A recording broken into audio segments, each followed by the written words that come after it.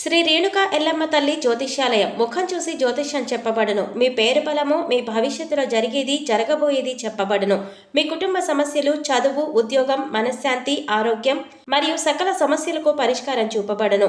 భయము, అనారోగ్య సమస్యలు, అనుమానము, చెడు పూజలకు కూడా పరిష్కారం చూపబడును. ఎటువంటి వ్యాధులకైనా మూలికా వైద్యం చేయబడును. గురూజీ లక్ష్మణ్ రాజు గారు. Cell number 8639883141. ఓం శ్రీ మాత్రే నమః. ఛానల్లోకి స్వాగతం అండి. మార్చి 14వ తేదీన అత్యంత శక్తివంతమైన చంద్రగ్రహణం, అలాగే హోలీ పౌర్ణమి కూడా. ఆ రోజు రాత్రి 11 గంటల్లోపు కొడుకులు ఉన్న ఈ యొక్క మిథున రాశి వారు చిన్న పరిహారం చేసినట్లయితే మీ జీవితంలో, అలాగే మీ యొక్క కొడుకుల యొక్క జీవితంలో కూడా మీరు ఎంతో అభివృద్ధిని సైతం చూస్తారు. అలాగే ఆర్థిక సమస్యలు, అనారోగ్య సమస్యలు, వీటన్నింటి నుంచి కూడా మీకు రిలీఫ్ అనేది లభిస్తుంది. అలాగే మీ కొడుకుల యొక్క జీవితంలో కూడా అభివృద్ధిని మీరు చూడడం జరుగుతుంది. అయితే మార్చి 14వ తేదీన ఎంతో శక్తివంతమైన రోజు, హోలీ పౌర్ణమి, అలాగే చంద్రగ్రహణం. అయితే ఈ రోజు యొక్క విశిష్టత ఏంటి, అలాగే ఈ రోజున కొడుకులు ఉన్నవారు అసలు ఏ పరిహారం చేయాలి, ఏ పరిహారం చేయటం వల్ల మంచి ఫలితం ఉంటుంది, ఈ విధంగా చేయటం వల్ల మీకు కలిగే ప్రయోజనాలు ఏంటి, అసలు ఈ యొక్క పరిహారం ఎలా చేయాలి, ఇటువంటి ఎన్నో అంశాలను కూడా ఈరోజు మనం ఈ వీడియోలో చాలా వివరంగా తెలుసుకుందాం. కానీ అంతకంటే ముందుగా మీకు మా స్మాల్ రిక్వెస్ట్, మీరు కనుక మన ఛానల్ని ఇప్పటి వరకు సబ్స్క్రైబ్ చేసుకోకపోతే వెంటనే సబ్స్క్రైబ్ చేసుకుని పక్కన ఉన్న బెల్ ఐకాన్ నొక్కి ఆల్ మీద సెలెక్ట్ చేసుకుంటే మేము ఇలాంటి వీడియోస్ అప్లోడ్ చేయగానే ముందుగా మీకు నోటిఫికేషన్ వస్తుంది. ఇక ఏమాత్రం లెట్ చేయకుండా వెంటనే వీడియోని స్టార్ట్ చేసేద్దాం. 2025 సంవత్సరంలో 4 సార్లు గ్రహణాలు ఉన్నాయి. మార్చి 14వ తేదీన వచ్చేటటువంటి గ్రహణం మొదటి చంద్రగ్రహణం హోలీ పౌర్ణమితో కలిసి వచ్చింది కాబట్టి ఈ రోజుకు ఎక్కువ ఇంపార్టెన్స్ ఉంది. ముఖ్యంగా అమావాస్య, పౌర్ణమి తిథుల్లో పరిహారాలకు ప్రత్యేకమైనవిగా భావిస్తూ ఉంటాం. ముఖ్యంగా అమావాస్య, పౌర్ణమి తిథి రోజుల్లో ఏ పరిహారం చేసినా కానీ నమ్మకంతో, విశ్వాసంతో చేయండి. ఖచ్చితంగా దాని ప్రతిఫలం మీరు పొందుతారు. పౌర్ణమి తిథి రోజున చంద్రగ్రహణం అనేది ఏర్పడుతుంది. అయితే చంద్రగ్రహణం సమయంలో ఇంటి నుంచి బయటకు రాకూడదని, అలాగే చంద్రగ్రహణాన్ని నేరుగా కళ్ళతో చూడకూడదని చెప్తూ ఉంటారు. మనం కూడా చిన్నప్పటి నుంచి వింటూనే ఉన్నాం కదా. అయితే చంద్రగ్రహణం సమయంలో గర్భిణీ స్త్రీలు బయటకు వెళ్ళటం నిషేధించబడింది. జ్యోతిష శాస్త్రం ప్రకారం చంద్రగ్రహణం గర్భాన్ని ప్రభావితం చేస్తుంది కాబట్టి గర్భిణీ స్త్రీలు గ్రహణ సమయంలో బయటకు కూడా వెళ్ళకూడదు. అలాగే గర్భిణీ స్త్రీలు ఇంట్లో కుట్టు పని, అల్లికలు పని చేయకూడదు. గోళ్లను అసలు కత్తిరించనేయకూడదు. ఇక ఇంట్లో పూజా మందిరంలో ఉన్న దేవుని విగ్రహాలను ఈ యొక్క రాశి వారు తాకకూడదు. ఈ సమయంలో మంత్రాలను పఠించవచ్చు. ఈ గ్రహణ సమయంలో వంటగదికి సంబంధించినటువంటి పనులు చేయటం కానీ, వంట పని చేయటం కానీ అస్సలు చేయనేకూడదు. అయితే ఈసారి వచ్చేటటువంటి, అంటే మార్చి 14వ తేదీన వచ్చే చంద్రగ్రహణం అనేది ఇది మొదటి చంద్రగ్రహణం కూడా. మన జీవితంలో గ్రహాలు, నక్షత్రాలకు ప్రత్యేకమైనటువంటి ప్రాముఖ్యత ఉంది. జ్యోతిష శాస్త్రం ప్రకారం గ్రహాల స్థానాల్లో మార్పులతో వ్యక్తి యొక్క అదృష్టంలో కూడా మార్పులుంటాయి. వీటిల్లో సూర్యగ్రహణం, అలాగే చంద్రగ్రహణం ముఖ్యమైనవి. అయితే ఈ యొక్క చంద్రగ్రహణం భారతదేశంలో కనిపించదు కనుక సూతక కాలం కూడా చెల్లదు. ఈ యొక్క చంద్రగ్రహణం భారతదేశంలో కనిపించదు. కానీ చంద్రగ్రహణం తూర్పు ఆసియా, ఆస్ట్రేలియా, పసిఫిక్ మహాసముద్రం, అట్లాంటిక్ మహాసముద్రం, ఉత్తర అమెరికా, ఉత్తర ధ్రువం, అదేవిధంగా నైరుతి యూరోప్, దక్షిణ అమెరికా, దక్షిణ ధ్రువంలో కనిపిస్తుంది. ఇక ఈ ప్రాంతాల్లో ఉన్నటువంటి ప్రజలు ఖచ్చితంగా జాగ్రత్తలు తీసుకోవాల్సి ఉంటుంది. అయితే ఈ గ్రహణం రోజు హోలీ పౌర్ణమి కూడా రావటం జరిగింది కాబట్టి ఈ రోజున చాలా విశేషమైనదని పండితులు సైతం చెప్తూ ఉన్నారు. ముఖ్యంగా లక్ష్మీదేవికి పౌర్ణమి చాలా ఇష్టం అన్న విషయం మనందరికీ కూడా తెలిసిందే కదా. అయితే పౌర్ణమి రోజున గుర్తుపెట్టుకుని లక్ష్మీదేవికి విశేషంగా ధూప దీప నైవేద్యాలతో పూజ గనుక చేస్తే అద్భుతమైనటువంటి ఫలితాన్ని మీరు పొందుకోవచ్చు. అలాగే గ్రహణం ఉన్నా లేకపోయినా దైవనామస్మరణ చేయటం అనేది ఎప్పుడూ కూడా తప్పు కాదు. ఎందుకంటే దేవతారాధన ఎంత చేస్తే అంత ఫలితం మనకు దక్కుతుంది. కాబట్టి ఈ సమయంలో శివనామస్మరణ కానీ, లేదా మీ ఇష్టమైన నామస్మరణ కానీ తప్పకుండా చేసుకోవచ్చు. ఇకపోతే ఏది కుదరకపోతే కనుక కనీసం శివ పంచాక్షరి జపంతో అయినా సరే ఈరోజు మీరు గడపండి.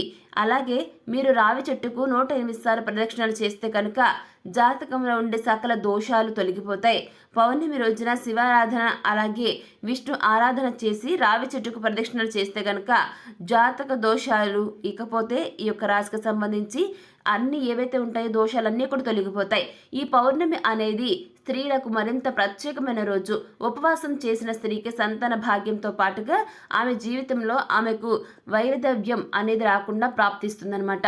అయితే ఈ యొక్క విశేషమైన పోలిక, అంటే పౌర్ణమి రోజున పేదలకు అవసరమైన వస్తువులను దానం చేయటం వలన కూడా పుణ్య ఫలితాన్ని పొందుతారు. ఇంతటి విశేషమైన పౌర్ణమి రోజు కొడుకులున్న ప్రతి తల్లి కూడా చేయవలసిన పరిహారం ఏమిటి అనే విషయాన్ని ఇప్పుడు మనం తెలుసుకుందాం. ముఖ్యంగా కనుక మనం చూసుకున్నట్లయితే ఈ యొక్క పరిహారాన్ని మీ కొడుకు చిన్న పిల్లవాడైనా లేదంటే పెద్ద పిల్లవాడైనా సరే ఈ పరిహారం నిర్మోహమాటంగా చేసుకోవచ్చండి. పౌర్ణమి రోజు ఈ చిన్న పరిహారం చేసుకున్నట్లయితే ధన ప్రాప్తి కూడా కలుగుతుంది. ఆర్థిక సమస్యలు తగ్గుతాయి. జీవితంలో ఆర్థిక ఇబ్బందులు అనేవి రావు. ధనవర్షం కురుస్తుంది. జీవితంలో సుఖ సంతోషాలతో ఆనందంగా ఉంటారు. మరి ఎంతో శక్తివంతమైనటువంటి ఈ హోలీ పౌర్ణమి చంద్రగ్రహణంతో కలిసి వచ్చిన రోజున ఈ పరిహారాన్ని ఎలా చేయాలి అనేది ఇప్పుడు మనం తెలుసుకుందాం. అలాగే ముక్కోటి దేవతల అనుగ్రహాన్ని పొందడానికి ఎటువంటి విధి విధానాలు పాటిస్తూ ఈ పరిహారాన్ని చేయాల్సి ఉంటుంది అనే అంశాలను ఈరోజు మనం వివరంగా తెలుసుకుందాం. మన సనాతన సాంప్రదాయంలో పౌర్ణమి తిథికి చాలా మతపరమైనటువంటి ప్రాముఖ్యత ఉంది. అటువంటి పౌర్ణమి తిథి నాడు చెడు శక్తి తీసేయడానికి చిన్న చిన్న పరిహారాలు చేస్తూ ఉంటాం. ఇక పెద్దలు చెప్పినటువంటి చిన్న పరిహారాలు చేసుకోవడం వల్ల ధనపరమైన సమస్యలన్నీ తొలగిపోతాయి. మీ పిల్లలు చిన్న పిల్లలైతే ఇంట్లో మారం చేయకుండా ఉండాలి అంటే కనుక ఈ విధంగా మీరు ఈ పరిహారం చేసుకోవచ్చు. అదేవిధంగా పెద్దలు చెప్పిన మాట వింటారు. అలాగే పెద్దవాళ్ళైతే ధనం ఎక్కువగా సంపాదిస్తారు. వారిలో ఉన్నటువంటి దృష్టి దోషాలు అన్నీ కూడా తొలగిపోతాయి.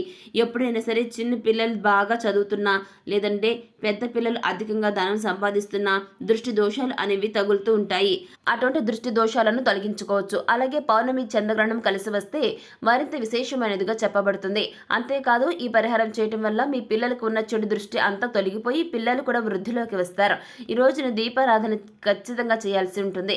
మీ పిల్లలపై ఉన్న చెడు దృష్టిని తొలగించుకోవటం మీకు గుర్తుపెట్టుకుని ప్రతి ఒక్కరు కూడా మీ పిల్లలు ఎవరైతే ఉంటారో ఒకరు కానీ ఇద్దరు కానీ ఎంతమంది ఉన్నా వారిపైన చెడు దృష్టి అనేది ఉంటుందండి. మరి ఆ దృష్టిని తొలగించడం కోసం పౌర్ణమి రోజు ఇప్పుడు మనం చెప్పుకోబోయే ఈ చిన్న పరిహారాన్ని పాటించాలి. ఈ పరిహారం ఏ విధంగా చేయాలి అనే విషయాన్ని ముందుగా మనం చూసుకున్నట్లయితే ఒక ఎర్రని క్లాత్ను తీసుకోండి. ఆ తర్వాత ఎర్రని క్లాత్ లేకపోయినా పసుపు పచ్చని క్లాత్ కూడా తీసుకోవచ్చు. తర్వాత ఎర్రని క్లాత్లో రా సాల్ట్ అంటే కల్లుప్పు అంటాం కదండి, ఆ ఉప్పును వేసేయండి. ఆ తర్వాత 2 లవంగాలు వేయండి. ఈ విధంగా ఈ యొక్క గుర్తుపెట్టుకుని ప్రతి ఒక్కరు కూడా ఈ విధంగా చేయటం వలన మీ కొడుకుపై ఉన్నటువంటి చెడు దృష్టి అంతా తొలగిపోతుంది. నర దృష్టిని తొలగించే శక్తివంతమైనటువంటి ఈ యొక్క కల్లుప్పుకు ఎక్కువ ఇంపార్టెన్స్ ఉంది. లవంగాలను వేసిన తర్వాత వాటిపై కొంచెం కుంకుమను కూడా చల్లాల్సి ఉంటుంది.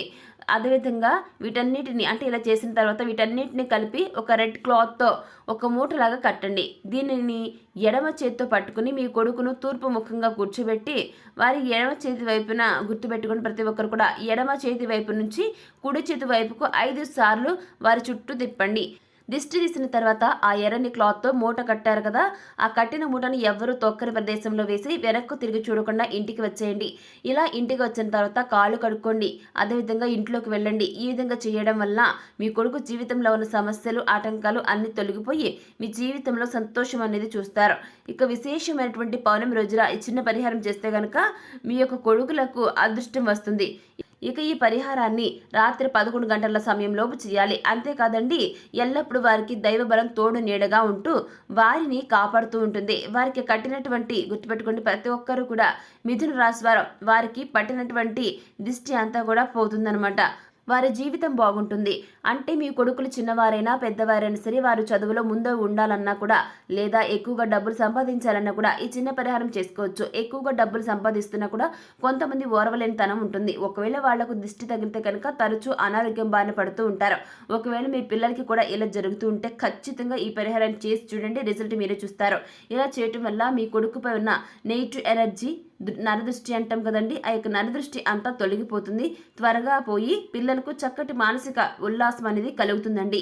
సో చూసారు కదండి, మార్చి 14వ తేదీన వచ్చేటటువంటి పౌర్ణమి రోజున కొడుకులు ఉన్న తల్లి ఎటువంటి పరిహారాన్ని చేయాలి, ఈ పరిహారం చేసేటప్పుడు పాటించాల్సిన నియమాలు ఏంటి, ఈ పరిహారం చేయటం వల్ల నరదృష్టి నరఘోష ఏ విధంగా తొలగిపోతాయి అనే విషయాలను ఈ వీడియోలో మనం తెలుసుకున్నాం కదా.